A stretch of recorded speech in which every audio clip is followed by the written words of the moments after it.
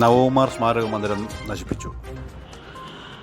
CPIM Parassala area committee അംഗം, കൊല്ലയിൽ LC secretary, panchayat vice president, KSKTU നേതാവ് എന്നീ നിലകളിൽ പൊതുരംഗത്ത് സജീവ പ്രവർത്തകനായിരുന്നു നവകുമാർ. നവകുമാറിൻ്റെ സ്മരണാർത്ഥം ധനൂച്ചപുരത്ത് പാർക്ക് ജംഗ്ഷൻ സ്ഥാപിച്ചിരുന്ന സ്മൃതി മണ്ഡപമാണ് ഇന്നലെ രാത്രി നശിപ്പിക്കാൻ ശ്രമിച്ചത്. പാറശാല പോലീസ് സ്ഥലത്ത് ക്യാമ്പ് ചെയ്ത് അന്വേഷണം പുരോഗമിക്കുന്നു.